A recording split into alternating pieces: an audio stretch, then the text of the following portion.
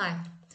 In our introductory video to trigonometry, we saw that if we are given a trigonometric ratio and a given value, such as sine theta is equal to 0,8, we can use our calculators to find the value of the angle theta.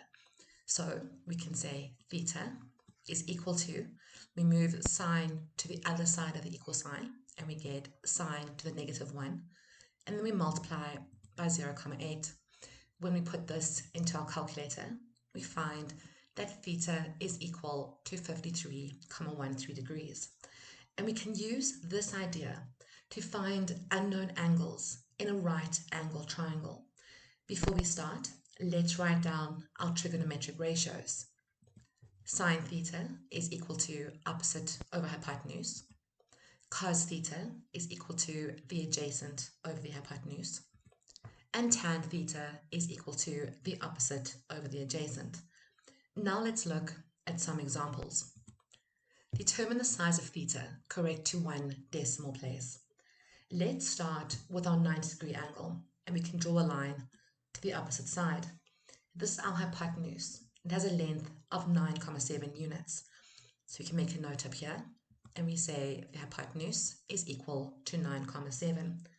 Now let's look at our angle theta. There is no value on the side opposite to theta. So now we have to look for the adjacent side. We have just found that this is our hypotenuse, which means that this is our adjacent side. And we can make a note of this up here. So we say A is equal to 5,3. Now we have the length of the hypotenuse and the adjacent side, and we need to find the size of the angle theta. So we need to use a ratio that considers the hypotenuse and the adjacent sides. Cos theta uses both of these sides. So now we can say cos theta is equal to the value of the adjacent side, 5,3, over the hypotenuse, which is 9,7. Now we need to get theta by itself.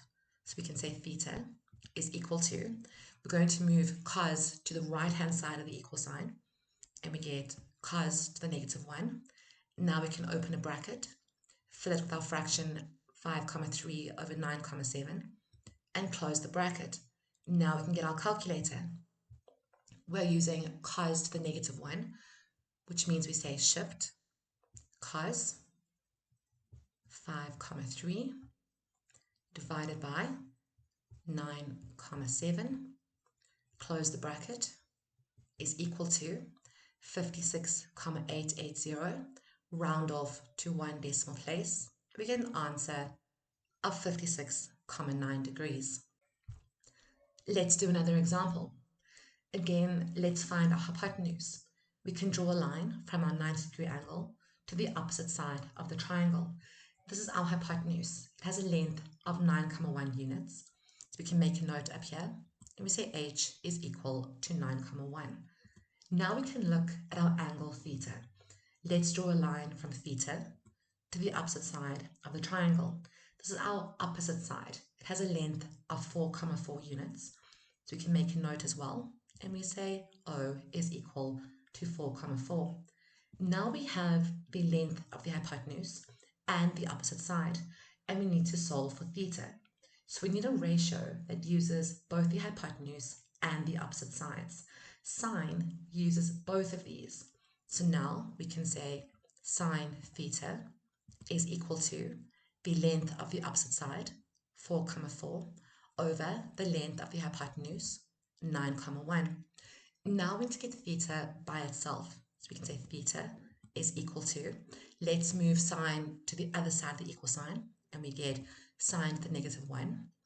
Open our bracket, and now we can fill in the fraction 4,4 over 9,1 and close our bracket. Now we can get our calculator, and we're going to say shift sine inside our bracket 4,4 divided by 9,1, close our bracket, is equal to 28,91. Let's round off to one decimal place, and we see that theta is equal to 28,9 degrees. Let's do one more example.